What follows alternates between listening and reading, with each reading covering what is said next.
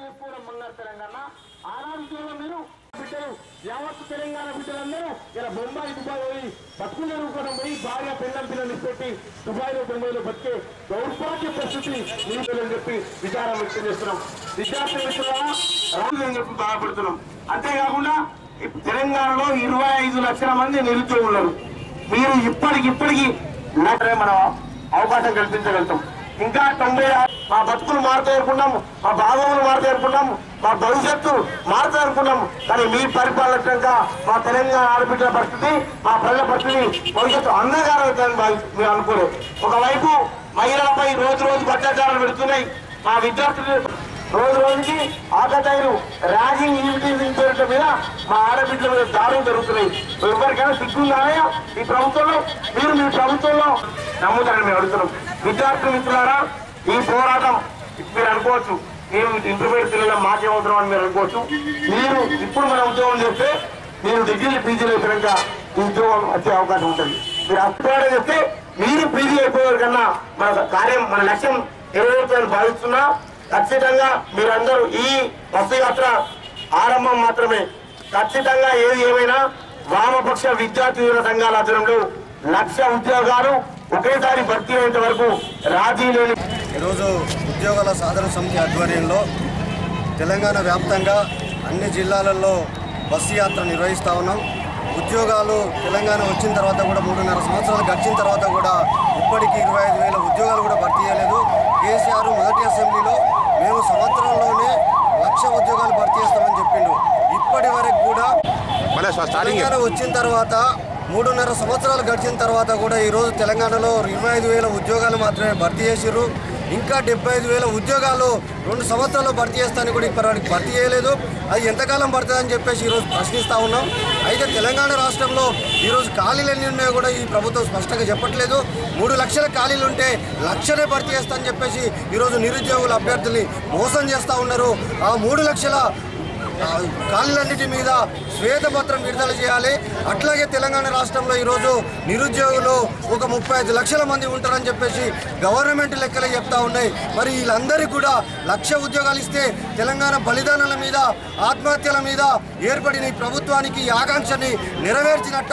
మొత్తం అందరికీ ఉద్యోగాలు కల్పిస్తేనే, ప్రతి ఇంటికి ఉద్యోగం కల్పిస్తేనే బంగారు తెలంగాణ అయితే.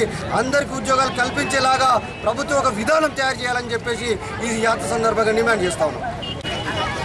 ఎం అన్వేష్ టీవైఎల్ రాష్ట్ర అధ్యక్షులు.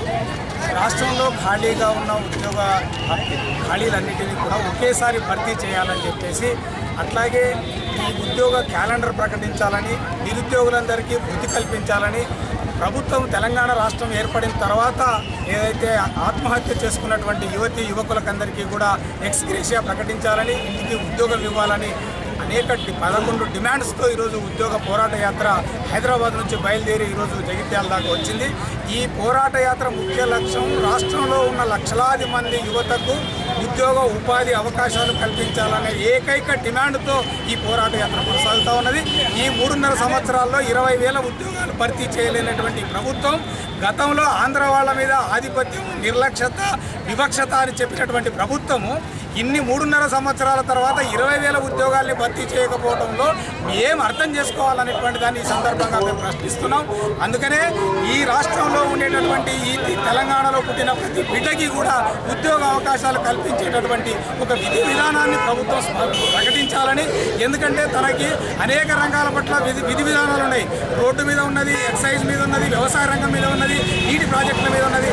కానీ రాష్ట్రంలో ఉన్న 20-25 లక్షల బిడ్డల మీద నువ్వు ఎట్లాంటి ఉపాధిని కల్పిస్తావు, ఎట్లాంటి ఉద్యోగాన్ని ఇస్తావు అనేటటువంటి ఒక ఎజెండా నీ దగ్గర లేకపోతే వారికి ఏం చేయగలవు అనేటువంటి ప్రశ్నని ఈరోజు మేము ఉద్యోగాల సాధన సమితి తరఫున స్పష్టం చేస్తూ ఉన్నాం. ఎందుకంటే ఎవరికైతే ఉద్యోగ ఉపాధి అవకాశం లేకపోతే వాళ్ళకి ఈరోజు బిచ్చగాళ్ళుగా బతికేటటువంటి పరిస్థితి తెలంగాణ రాష్ట్రంలో ఏర్పడుతూ ఉన్నది.